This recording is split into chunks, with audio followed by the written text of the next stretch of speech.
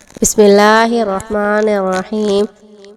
فَإِن طَلَّقَهَا پس طلاق دے دی، فَلَا تَحِلُّ پس نہیں حلال لہو واسطے اس کے من بعد یہاں تک کہ تنکحہ کہ وہ نکاح کرے زوجن شوہر غیرہ اس کے علاوہ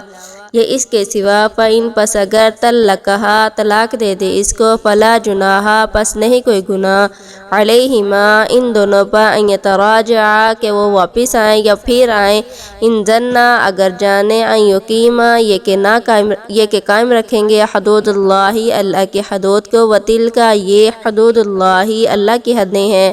یبینھا وہ بیان کرتا ہے ان کو، لقوم واسطے اس قوم کے یعلمون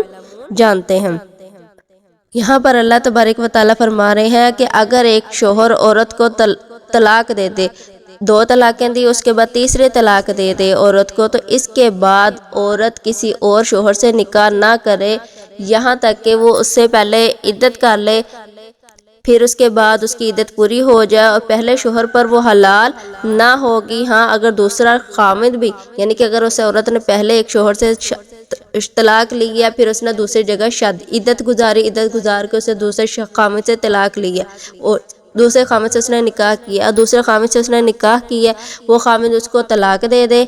یا پھر اس کو چھوڑ دے یا پھر اس کی وفات ہو جائے، تو وہ پہلے خامد کی طرف رجوع کر سکتی ہے۔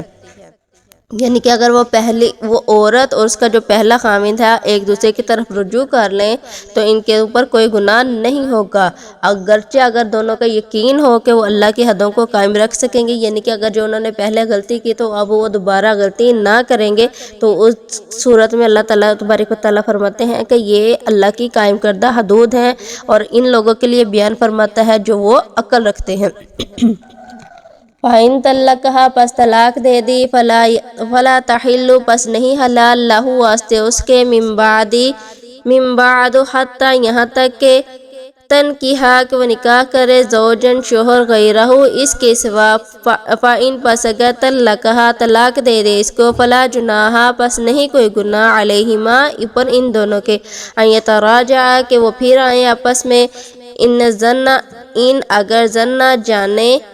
ان یقیما کہ وہ قائم رکھ سکیں گے حدود اللہ اللہ کی حدوں کو، وتلک یہ حدود اللہ حدیں ہیں اللہ تعالیٰ کی، یبینھا وہ بیان کرتا ہے ان کو، لقوم واسطے اس قوم کے یعلمون جانتے ہیں۔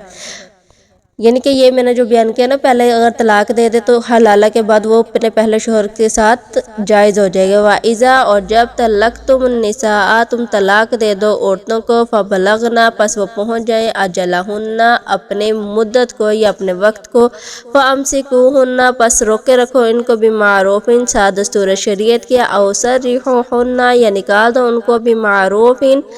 ساتھ اچھے طریقے سے، ولا تمسکوہن مت باندھے رکھو ان کو ضرارن تکلیف دینے کے لیے، لتعتدوا تاکہ زیادتی کرو،